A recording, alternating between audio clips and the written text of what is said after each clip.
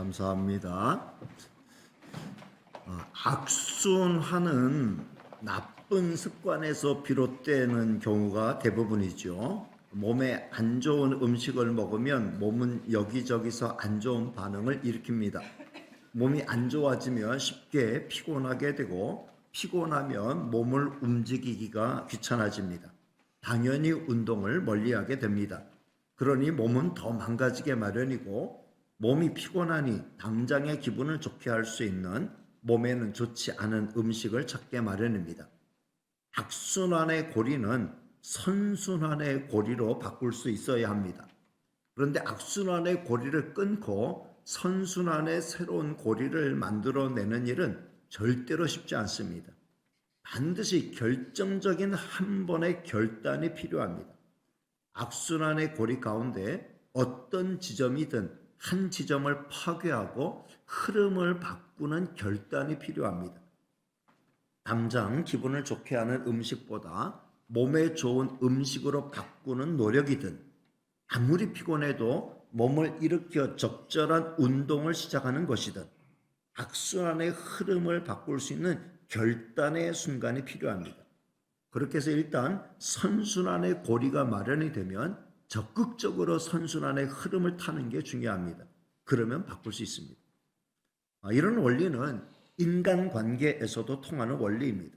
미움이 더 큰 미움을 낳고, 증오가 더 큰 증오를 낳고, 갈등이 더 큰 갈등을 낳고, 폭력이 더 큰 폭력을 낳습니다.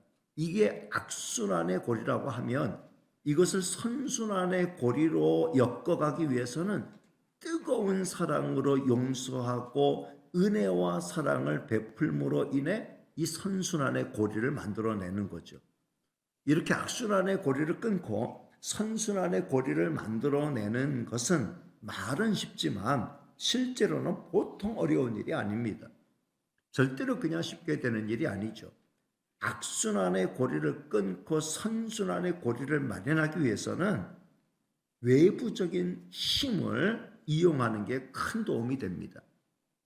우리 주님은 바로 이런 힘을 제공하기 위해 이 땅에 오셨습니다. 예수 그리스도의 십자가는 악순환의 고리를 끊고 선순환의 고리를 만들어낼 수 있는 절대적인 힘을 제공합니다. 악순환의 고리를 끊기 위해 혼자 끙끙거릴 게 아니라 주님의 십자가 붙들고 주님의 은혜와 사랑을 의지하는 게 정말 중요합니다. 성도 여러분, 지금 우리가 사는 세상은 악순환의 고리를 끊어내지 못해서 거듭되는 악순환이 더 거대한 악순환의 고리를 만들어내는 괴물 같은 세상이 되어가고 있습니다. 오직 주 예수 그리스도의 십자가로 이 악순환의 고리를 끊도록 해야 합니다. 이념이나 사상 가지고 되는 게 아니에요. 의지와 결단 가지고 되는 거 아니에요. 오직 주 예수 그리스도의 십자가의 은혜와 사랑을 풍성히 힘입는 성도만이, 오직 교회만이 이 일을 해낼 수 있습니다.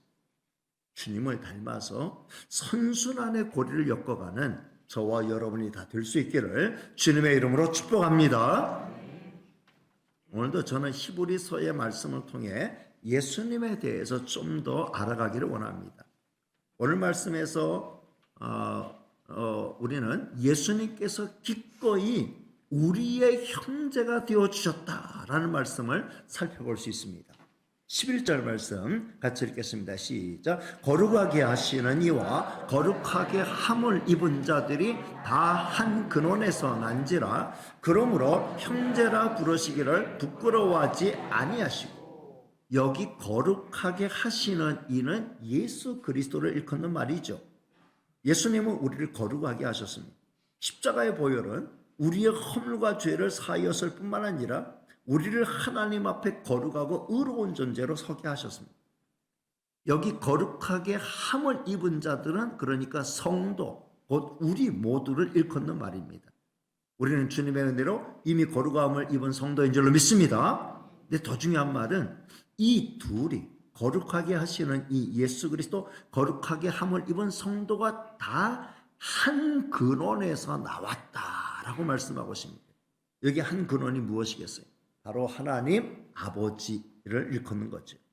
예수님은 처음부터 하나님의 아들이셨고 우리는 하나님의 피조물이었다가 구원의 은혜를 입어 새로운 피조물 하나님의 자녀로 거듭나게 된 자들이죠. 우리의 근원은 하나님이시다 라고 말씀하는 거예요. 그래서 예수님은 황송하게도 우리를 형제라 부르시고 또 그렇게 우리를 부르는 걸 부끄러워하지 아니하셨다라고 말씀합니다. 세상에는 낯선 사람도 금방 친해져서 자기보다 나이가 좀 연배가 높은 분들을 만나면 금방 형님 하면서 친하게 다가가는 분들이 있습니다. 저는 그게 무척 어렵습니다. 내 형도 아닌데 형님 하기가 쉽지가 않아요. 같은 이유로 예수님을 형제 또는 형님이라고 부르는 것 또한 보통 어색한 일이 아니에요. 저는 예수님을 베드로가 불렀던 것처럼 큐리오스, 나의 주님이라고 부르는 게 훨씬 더 편합니다. 주님은 나를 형제로 여겨주시는 거 정말 따뜻하고 감사하고 의지할 요소로 받아들이고 주님을 향한 저의 호칭은 그 따뜻한 마음을 그대로 이어받아 큐리오스, 나의 주, 나의 주님이라고 저는 부르며 나갈 것입니다. 어쨌든 우리 주님은 우리를 형제로 받아주시고 형제로 대우하시고 형제의 반열에 오르게 하여 주셨어요. 성도 여러분, 이 얼마나 영광스럽고 이 얼마나 놀라운 일입니까? 예수님은 시편이나 이사야서의 말씀을 통해서도 이런 힌트를 주셨다고 히브리서 기자는 논증합니다. 시편의 말씀에서는 우리 주님이 우리를 내 형제들이라고 불러주셨고 이사야의 말씀에서는 나와 및 하나님께서 내게 주신 자녀라고 불러주셨습니다. 그러나 예수님이 우리의 형제가 되어주시면 이것들보다 더 큰 증거가 있어요. 바로 우리 주님이 하늘 영광을 다 내려놓으시고 이 땅에 오셔서 우리와 똑같은 혈과 육을 입으셨다는 거죠. 14절 앞부분 말씀 띄워드립니다. 시작. 자녀들은 혈과 육에 속하였음에 그도 또한 같은 모양으로 혈과 육을 함께 지니심을. 예수님은 그 본성이 하나님 신성 갖고 계셨다 그랬죠. 그 본체의 형상이라고 이미 우리가 히브리서 1장에서 살펴본 바 있습니다. 예수님은 그 본성이 하나님이셔요. 그런데 그 예수님이 그 본성에 합당한 영광을, 하늘 영광을 다 내려놓으시고 이 땅에 오셔서 우리가 혈과 육에 속하여 있음에 우리와 똑같은 혈과 육을 입으셨다라고 말씀합니다. 그래서 우리와 똑같이 모친의 뱃속에서 10달 몸무르시고 갓난아기로 태어나서 육체가 자라는 과정을 다 겪으셨습니다. 그리고 우리를 찾아오셔서 형제다라고 불러주신 거예요. 우리와 현격히 다른 존재가 우리를 가지고 형제라고 부르면 선뜻 다가가기가 힘들 거예요.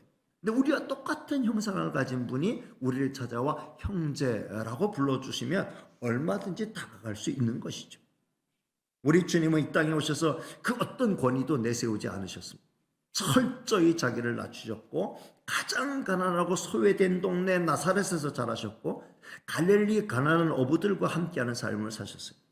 그리고 그들을 찾아 그들의 친절한 이웃이 되어주셨고 그들의 모든 문제를 끌어안고 실제적으로 문제들을 하나하나 해결해 주시는 은혜를 베풀어 주셨어요. 이런 주님은 지금도 우리 곁에 오셔서 우리와 함께 하시면서 우리의 형제가 되어 우리를 끌어안으시고 우리를 도와주시는 줄로 믿습니다. 이 은혜를 누리며 사는 성도들이 다 되시기를 주님의 이름으로 축복합니다. 성도 여러분, 우리는 지금까지 우리 주님이 우리와 똑같은 몸을 입으신 목적이 우리와 형제 되기 위함이었다라는 논리로 살펴봤습니다. 그런데 오늘 말씀은 이에 더해서 또 다른 중요한 목적이 있었음을 밝히고 있습니다. 14절 뒷부분부터 15절까지 이어지는 말씀을 같이 읽겠습니다. 시작. 죽음을 통하여 죽음의 세력을 잡은 자 곧 마귀를 멸하시며 또 죽기를 무서워함으로 한평생 매여 종노릇하는 모든 자들을 놓아주려 하심이니. 아멘. 이 말씀을 좀 더 뜯어보면 여기 죽음을 통하여 라는 말씀에 주목할 필요가 있어요. 죽음을 통해서 예수님은 이 땅에서 죽음을 통해서 이루실 일이 있었다는 거죠. 죽음을 통하지 않고는 이루지 못할 일이기 때문에 예수님은 죽음을 통하여 이루시기를 원하셨다. 그래서 죽기 위해서 육체를 입으셨다. 이렇게 말씀하는 거예요. 오직 혈과 육을 가지고 있는 자들만이 죽을 수 있어요. 영만 가지고 죽었다라고 말할 수 없죠. 죽었다라는 것은 혈과 육을 가진 자가 그 생명이 끊어졌을 때 죽었다라고 말하는 거죠. 예수님은 죽음을 통하여 구원의 역사를 이루시기 위해서 친히 우리와 똑같은 혈과 육을 입을 수밖에 없었다는 거죠. 예수님이 십자가에서 그 살 찢고 그 몸의 피를 다 쏟으시고 완벽한 죽음을 경험하셨어요. 더는 어떻게 할 수 없을 정도로 처절하게 죽임을 당하셨어요. 예수님 이렇게 죽기 위해서 이 땅에 오신 거죠. 근데 단순히 죽기만 위해서 이 땅에 오신 게 아니라는 거예요. 그 다음은 죽음의 세력을 잡은 자 곧 마귀를 멸하시며 그 죽음의 권세에 매여 평생 종로로 다는 우리를 해방시키기 위해서, 그 죽음의 권세에서부터 우리를 놓아주시기 위해서 우리 주님은 죽으신 것이다. 예수님은 죽으셨어요. 완벽한 죽음을 당하셨어요. 그러나 그걸로 끝난 게 아니라 죽은 지 3일 만에 무덤의 권세, 사망의 권세를 깨뜨리시고 승리로 부활하신 줄로 믿습니다. 무덤의 문을 열어젖히신 거예요. 혈과 육을 가지고 장사 지난 바 되었던 예수님의 무덤은 텅 비어 있었어요. 그의 몸을 감쌌던 세마포는 그대로 있었고 그 육신은 부활해서 없어졌어요. 그리고 세마포가 아닌 다른 빛난 옷을 입으셨어요. 예수님의 부활은 썩을 몸으로 다시 부활한 게 아니라 썩지 아니할 영광의 몸으로 부활하신 거예요. 여기서 부활의 연속성과 불연속성이 있어요. 부활의 연속성이라는 것은 예수님이 혈과 육으로 죽으셨잖아요. 혈과 육을 가진 예수님이 죽었는데 그 육신이 없어졌어요.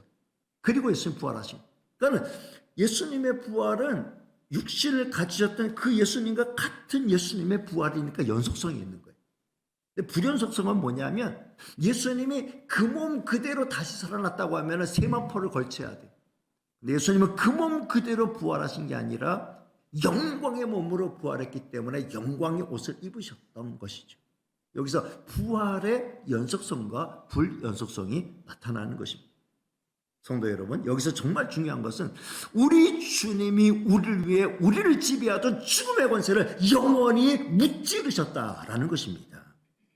성도 여러분, 예수 그리스도를 믿는 자에게는 영생이 주어졌고 부활의 생명이 주어진 줄로 믿습니다. 그 어떤 음부의 권세도 성도를 어떻게 할 수 없어요. 이것을 굳게 믿고 사는 성도는 그 어떤 죽음의 권세 앞에도 벌벌 떨지 않게 됩니다. 실제로 초대교회 성도들이 죽음 앞에 당당했고 모든 박해 앞에 있던 성도들이 이 믿음으로 승리했습니다. 이 믿음을 굳게 간직하고 승리하는 성도들 다 되시기를 주님의 이름으로 축복합니다.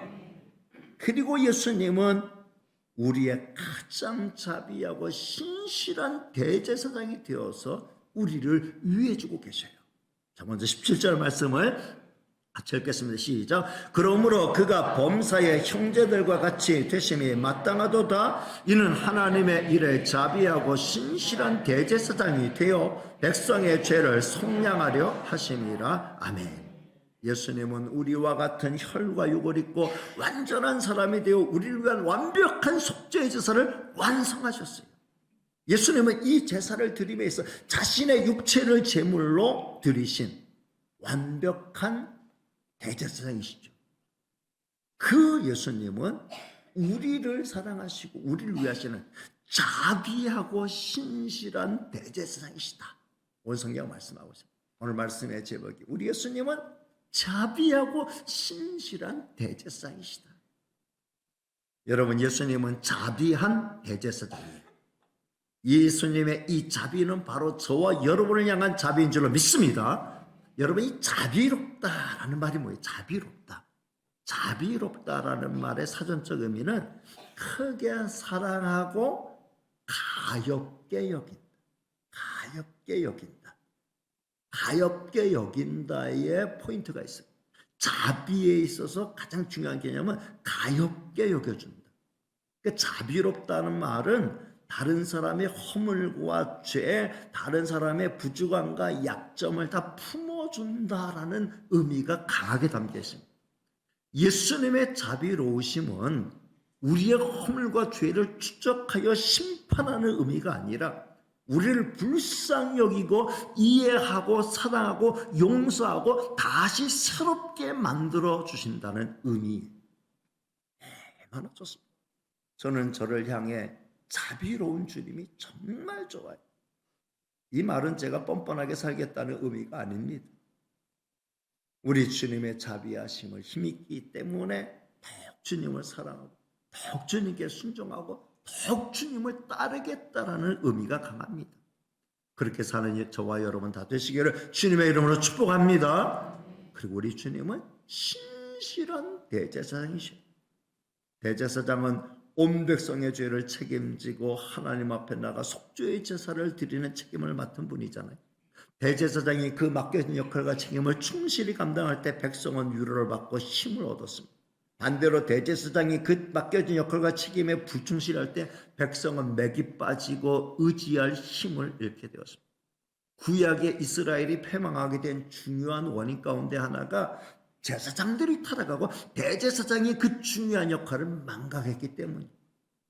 구약의 인간 대제사장은 실패하고 타락했지만 우리 예수님은 항상 신실하고 우리를 위한 책임을 다하시는 전적으로 신뢰할 수 있는 우리의 대제사장이신 줄로 믿습니다. 성도 여러분, 이런 대제사장이 우리를 위한다, 나를 위한다라고 했을 때 얼마나 큰 위안이 됩니까? 그 어떤 상황에서 우리를 책임지고 반드시 바른 길로 인도할 줄로 믿습니다. 이제 현재를 사는 우리를 위해 가장 중요하고 가장 현실적인 말씀이 마지막 9절 18절에 등장합니다. 자, 우리 예수님은 우리의 자비하고 신실한 대제사장으로서 정말 우리를 위해서 무엇이든지 할 수 있는, 우리의 모든 문제를 다 믿고 맡길 수 있는 그런 예수님이시다. 18절에서 결론적으로 이렇게 말씀하죠. 같이 읽겠습니다. 시작. 그가 시험을 당하여 고난을 당하셨은즉 시험 받는 자들을 능히 도우실 수 있느니라. 아멘. 이 얼마나 힘이 되고 위로가 되는 말씀입니다. 저는 이 말씀이 정말 너무 좋아요. 저는 항상 이 말씀 붙들고 살아요. 같은 의미의 말씀 히브리서 4장 15절 말씀인데 우리 제자 훈련하면 제일 먼저 외우는 말씀이 이 말씀이죠. 히브리서 4장 15절 말씀 같이 볼까요? 시작. 우리에게 있는 대제사장은 우리의 연약함을 동정하지 못하실 리가 아니요 모든 일에 우리와 똑같이 시험을 받으신 이로되 죄는 없으시니라. 아멘. 예수님은 우리의 연약함을 동정하지 못하실 분이 아니에요.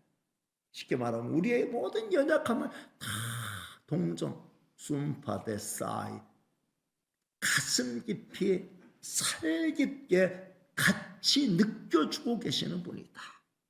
그리고 우리가 시험당하고 어려운 일을 겪을 때 우리를 능히 도와주신다 라고 말씀하고 있습니다. 예수님 이 땅에 계십니다. 모진 고난 다 겪어보셨습니다. 우리의 형편과 사정을 속속 들이하시며 때를 따라 돕는 은혜에서 적절하게 우리를 도와주십니다. 성도 여러분, 내 아픔, 내 부끄러움, 내 수치, 내 연약함, 다른 사람들 앞에 드러내놓기 참 민망스러운 이런 연약함들, 여러분 주님 앞에는 다 내려놓으시기를 바랍니다. 그리고 주님의 품에 안기세요. 나 이렇게 부족해요. 나 이렇게 못났어요. 아, 이렇게 정말 참 한없이 수치스럽습니다. 저를 좀 품어주세요. 여러분의 모든 문제를 주님께 맡기고 주님의 품에 안길 때 주님께서는 여러분을 내치시는 게 아니라 그 자비로운 품으로 품어주시고 은혜와 사랑을 베풀어 주시고 회복의 은총을 허락하여 주시는 줄로 믿습니다. 기꺼이 우리를 도우시고 우리를 일어설 수 있도록 이끌어 주시는 줄로 믿습니다. 말씀을 맺으려고 합니다. 저는 오늘 말씀을 통해 다음 세 가지를 마음에 담아가기를 원합니다. 첫째, 예수님은 자비하고 신실한 대제사장입니다. 따라합니다. 예수님은 자비하고 신실한 대제사장입니다. 예수님은 예수님의 그 자비하심, 그 신실하심은 아까도 말씀드린 것처럼 바로 저와 여러분을 향하고 있습니다. 우리 주님이 우리를 품고 우리 주님이 우리를 위하시며 우리는 그 어떤 권세로부터도 철저하게 보호를 받게 되는 줄로 믿습니다. 더 악한 사탄의 권세도 우리 주님의 사랑의 품에서 빼앗아갈 수 없어요. 우리 주님은 우리에게 완벽을 요구하는 분이 아니에요. 완벽을 요구하는 분은 자비로울 수가 없죠. 우리 주님은 우리가 우리의 부족한 모습을 숨기지 않고 주님 앞에 나와 겸손하게 엎드려 그 은혜를 구하기를 원하셔. 그 은혜 앞에 찾아와 내 부족함을 내려놓고 엎드릴 때에 우리 주님을 품어주시고 이렇게 세워주시는 거예요. 이 은혜를 많이 맛보며 사는 성도가 되시길 바랍니다. 힘들다, 어렵다, 속상하다만 하지 말고 주님의 품을 적극 찾으시고 주님의 품에 엉엉 울고 여러분 문제를 주님 앞에 내려놓으시길 바라요. 주님은 그걸 원하죠. 자비함으로 끌어안으시고 저와 여러분을 놓지 않아 주실 줄로 믿습니다. 구약의 제도 가운데 도피성 제도가 있어요. 도피성은 부지중에 살인한 자가 피할 수 있는 성읍이에요. 고의가 아니에요. 어떤 부지중에 사고로 남의 목숨을 이렇게 만들었어요. 그처럼 가슴 아픈 일이 어디 있어요? 근데 그걸 오해한 그 가족이 내 형제를 죽였다, 우리 부모를 죽였다, 우리 자녀를 죽였다 해가지고 원수 삼아서 죽인 자는 죽임을 당해야 되는데 돌로 쳐서 죽이려고 달려든다고 하면은 참 얼마나 황당하겠어요. 근데 그 사람이 도피하여 정당한 재판을 받고 정상 참작에 해서 돌에 맞아 죽지 않도록 보호하는 제도가 이 도피성 제도예요. 대제사장이 살아있는 동안에 그들은 그 성읍에서 도피성에서 안전하게 그 생명을 보존할 수 있었습니다. 우리의 대제사장 예수님은 자비하고 신실한 대제사장이 되어주셔서 저와 여러분을 끝까지 보호하여 주실 줄로 믿습니다. 두 번째, 예수님은 우리를 형제로 받아주셨습니다. 따라합니다. 예수님은 우리를 형제로 받아주셨습니다. 주님은 나의 가장 귀한 절친이라고 말할 수 있어요. 아까도 말씀드린 내가 주님을 향해 감히 형제요, 형님, 큰형님 이렇게 부르기는 힘들지만 주님은 저와 여러분을 그렇게 가깝게 대해 주십니다. 그리고 더 나아가서 저와 여러분 주님의 형제가 되었다는 건 또 다른 말로 말하면 내가 하나님의 자녀가 되었다. 하나님의 자녀로 간합이 되었다라는 의미이지요. 이보다 더 놀랍고 이보다 더 큰 축복이 어디 있어요? 이 세상의 모든 금수저들이 그들이 가진 것 다 끌어모아도 하나님의 자녀가 되는 이 권세를 돈으로 살 수가 없어. 오직 저와 여러분은 주 예수 그리스도의 은혜로 이 큰 축복을 이미 얻은 자인 줄 믿습니다. 여러분 이 사실을 피상적으로 받아들이지 말고 실제로 받아들여서 이 믿음으로 사는 저와 여러분 다 되시기를 바랍니다. 저는 이 사실을 믿음으로 받아들였어요. 그리고 오늘도 행복한 마음으로 하루하루 살고 있습니다. 오늘도 이 소망을 가지고 이 믿음을 가지고 이 은혜를 가지고 이 은혜의 감격을 가지고 하나님 아버지 앞에 그리고 나의 주 예수 그리스도 앞에 신령과 진정으로 예배드리는 이 자리에서 예배를 올려드리고 있는 것입니다. 바라기는 여러분도 이런 믿음으로 예배 드리시고 이런 믿음으로 이번 한 주간도 그리고 이런 믿음으로 올 한 해도 그리고 이런 믿음으로 남은 평생 힘차게 살아가는 성도가 되시기를 주님의 이름으로 축복합니다. 그리고 마지막 세 번째, 예수님은 지금도 우리를 기꺼이 도와주십니다. 따라합니다. 예수님은 지금도 우리를 기꺼이 도와주십니다. 우리 주님의 도와주심은 피상적이지 않아요. 구체적으로 내 삶의 현장 구석구석에서 도와주셔요.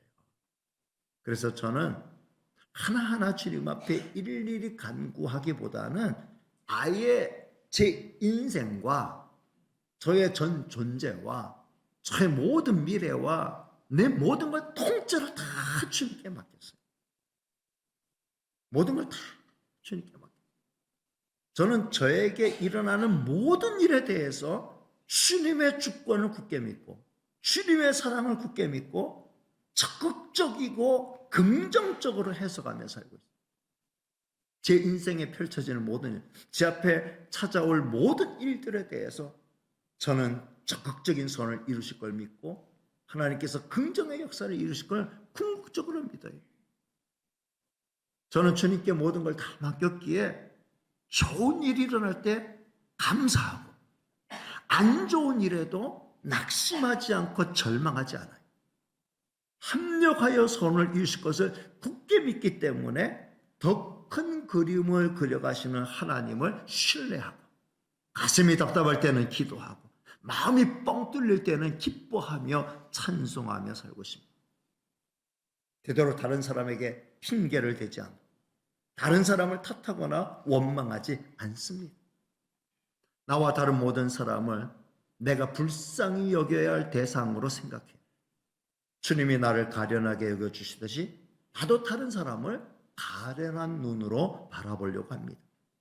이 세상에서 숨쉬고 사는 것 자체가 얼마나 힘들고 어려운 일이지 않습니까?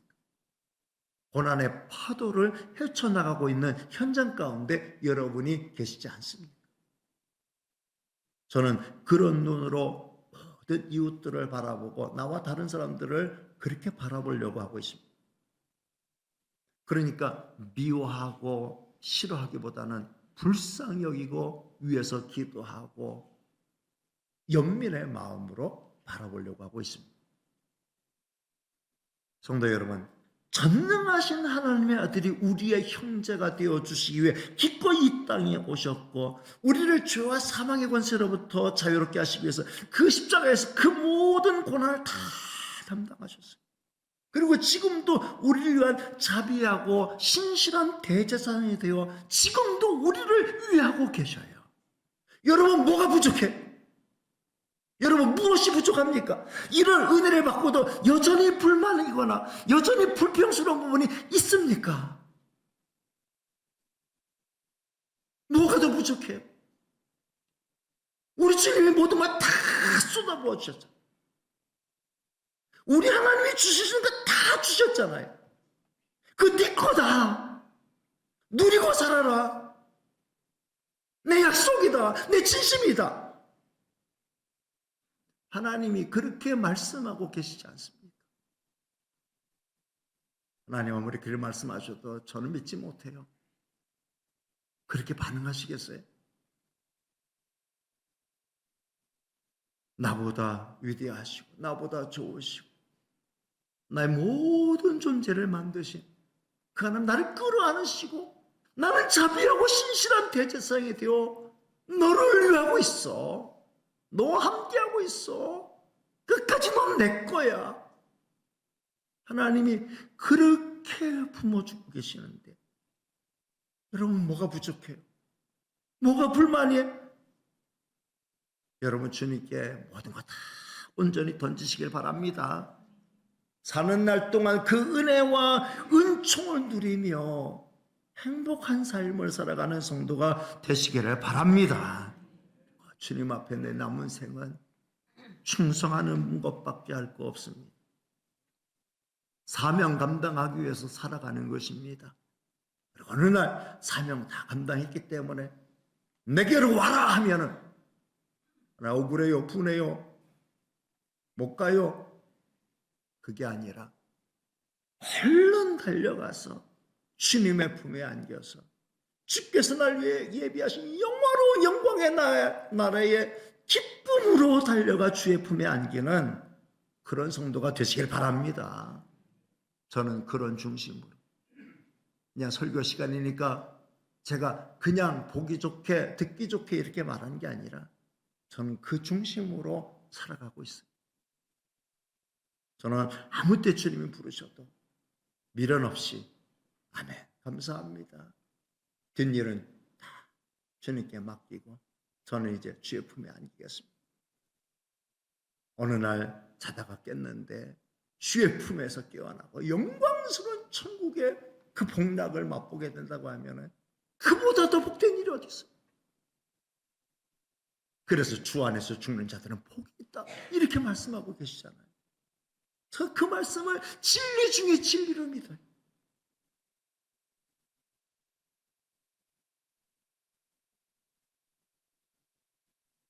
성도 여러분, 우리는 절대로 고아가 아닙니다.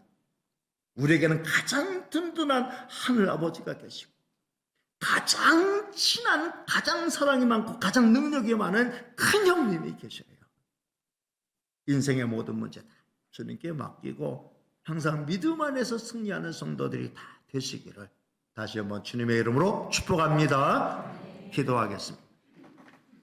은혜로우시고 사랑 많으신 하나님 감사합니다. 오늘도 저희들을 사랑해 주시고 하나님 앞에 불러주시고 우리를 향한 하나님의 사랑이 얼마나 진실하고 우리를 향한 하나님의 사랑이 얼마나 뜨겁고 놀라운 것인가를 다시 한번 깨우쳐 주시니 감사합니다.